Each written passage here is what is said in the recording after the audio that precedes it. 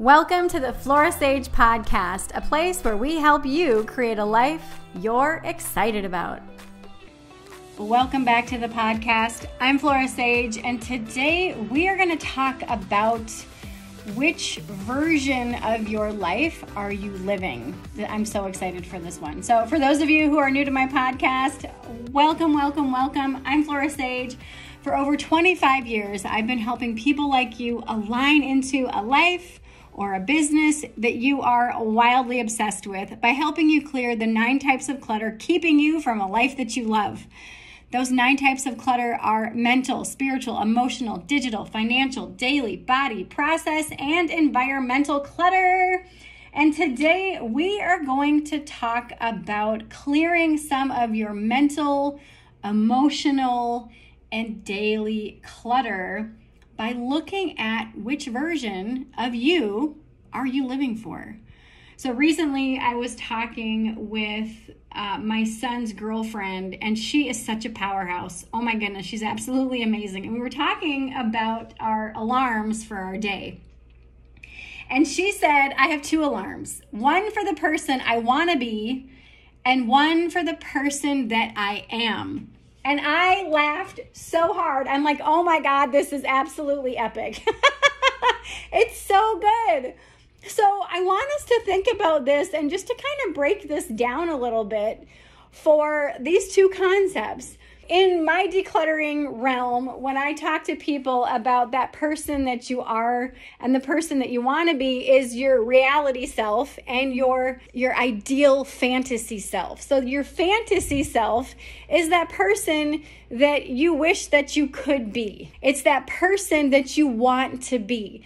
This is that person that gets up at 5 a.m., runs a couple miles, comes back, does all the journaling and the meditating and all the things, whatever that looks like for you, and then heads to work, has a super productive day, eats a fabulously macronutrient lunch, comes back, does all the things, is in bed by 8 or 9, and you're good to go, and you just rinse and repeat that every single day. However, most of us don't live our life like that. Simply because we have plot twists that happen. Plot twists are unexpected things that all of a sudden happen and we're like, oh shit, okay, so I'm not going to be able to get my workout in, or I'm not going to be able to do this or to that. I mean, it's literally a plot twist where just things happen. And so that fantasy version of ourself is also that part of ourself that I want to be a scrapbooker. So I buy all the scrapbooking things, and now I have all of this stuff that's just sitting in my closet. I don't do it. And so what happens is every time I open that closet, I see all the scrapbook stuff, and I'm like, oh, I really should be doing this. I spent so much money on that. And our energy drops. Another version of a fantasy self. Let's just say that you want to do yoga for an hour every single day. So every night you put your yoga mat out, but every morning you're like, oh, I really don't have the energy to work out for an hour. So your energy drops and maybe I'll do it this afternoon. So you just keep the yoga mat out as a reminder of who you want to be, but it ends up other things take priority. Who you want to be, your fantasy self, versus who you are, you can merge them together to create that happy medium, okay? So how can we do that? That's what this podcast is all about. So in my book, The 1 Degree Shift, I talk about in chapter 3 what priorities are, how you can identify how you spend your day, how you spend your time, and what your priorities are right now and how to shift them. So if one of your priorities is doing yoga every single day, start by doing just 3 moves, maybe down dog, up dog, and a warrior pose. What would it feel like for you to just say, every morning I'm going to do 5 minutes of yoga, or I'm just going to do 3 yoga poses, holding each one for 30 seconds each? What would that feel like? If you don't know, try it out. I've had many people say, well, that wouldn't really feel like I would get anything out of it because it's literally just 3 poses. Right. And if your goal is 45 minutes to an hour every day, And because that goal is so big, what do you choose to do? Nothing. So what if you were to say, instead of I want to do 45 minutes to an hour of yoga every day, instead of saying that, what if I just want to do yoga every day? Because every day your energy is going to change. Your energy is going to shift. Some days, especially if you're a woman, hormones change. Yes, hormones change in men as well throughout the month. But for women, some days we have very high energy and some days we're very low energy.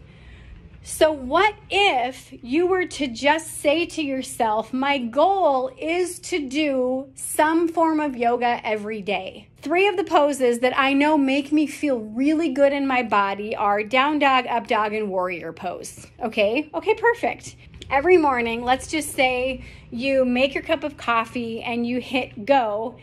When the coffee is brewing, roll out your yoga mat, do down dog, up dog, go into the warrior pose, hold each one for 30 seconds to a minute. You're finished, you roll up your mat, and then you sit down and enjoy your cup of coffee. What would that feel like for you? You did some form of yoga and you were able to get it in before your cup of coffee. Now, when my clients do this, this is what I like to call a mini habit. When my clients do this, one of the things, hands down, that most of them say that they end up doing is they end up doing more than just those 3 poses. And if 3 poses is too much to commit to, just focus on one. Chances are if you do 1 push-up or 1 yoga pose, you're probably going to do another one and another one and another one. But if not, only doing those 3 poses really well and just really focusing on them, you will feel a difference in your body. You will feel that sense of accomplishment and that feeling of completion, like, hell yeah, I did this. Even if you do 3 minutes of a rebounder or a really quick 10-minute workout, you worked out, you honored your body. So your fantasy self, it's literally like being on one side of the Grand Canyon. You can't just jump over the Grand Canyon with 1 jump. That's what it's like when we go from who we are to who we want to be. It's all about the 1-degree shifts. It's all about the willingness to take 1 baby step forward. 1 baby step forward, 1 baby step forward every single day. And that could look like doing those couple of yoga poses every single day. It could be, if you want to wake up at 5 in the morning, ask yourself, how much sleep does my body need? Like, how, if I weren't to set an alarm and just sleep for however long my body needed it, how many hours on average do I sleep until I wake up and feel rested?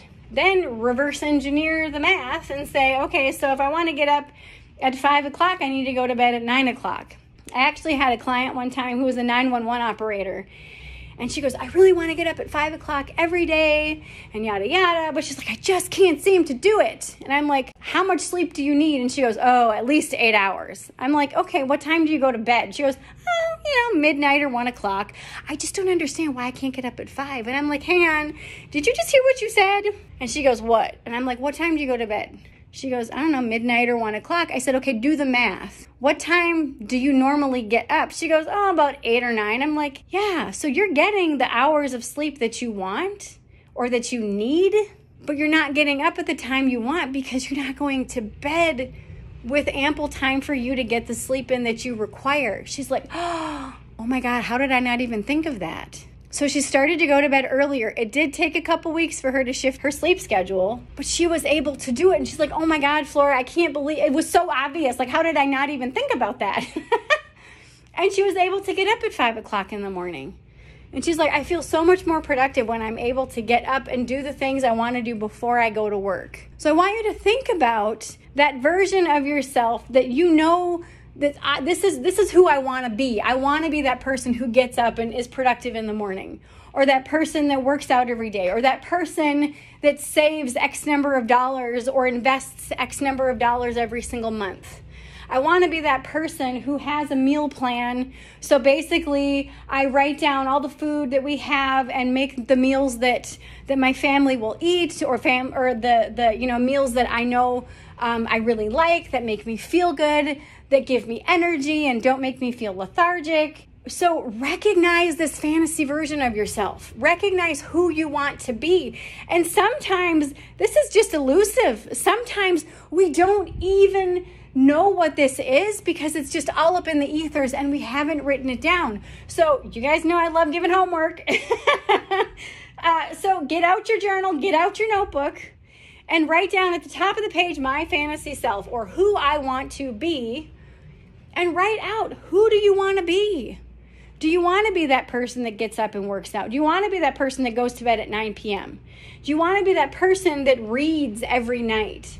Do you want to be that person that volunteers every week? Who do you want to be? What is that fantasy self that you know is up here in the ethers? And write it down. Then write down who you are right now in this phase of your life. Now, every phase, you are going to show up differently. When you are in college or by yourself and single, that phase of life is going to look very different. Your day to day is going to look very different versus when you have a partnership with someone, when you're living with someone, when you're working full-time versus working part-time, when you are building a business or you have a full-time career. It's going to look different when you have kids. And the varying stages of kids, like babies to toddlers to middle school to teenagers, all the things. It's going to look different when your kids are in high school. It's going to look different when your kids are in college and you're an empty nester. So recognize the phase of life that you're in and just recognize, who am I right now?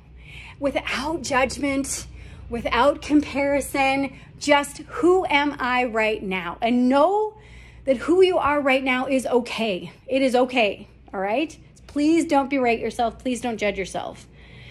And then look at those two different lists. And if you can do it to where you write these lists on opposite sides of your notebook. So you open it up and on the left-hand side, you write my fantasy self and who I want to be.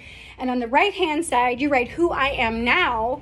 And then you can, compare and contrast those lists and say, okay, how close am I?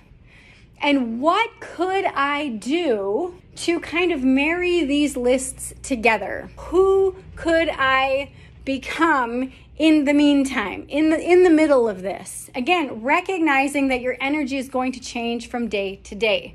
One thing that I could mention here is your historical self. Historical selves oftentimes will echo into our present and make us feel like we are not good enough right now or that we're dropping the ball. When I was raising my babies, I had so much more energy. And now I take life at a much slower pace. And I'm absolutely 1,000% okay with that. That was one of the reasons why I wanted my kids young, because I wanted to relate to them. I wanted to, be closer to their age. We're, 20 years apart. The energy that I had was very different than it is now.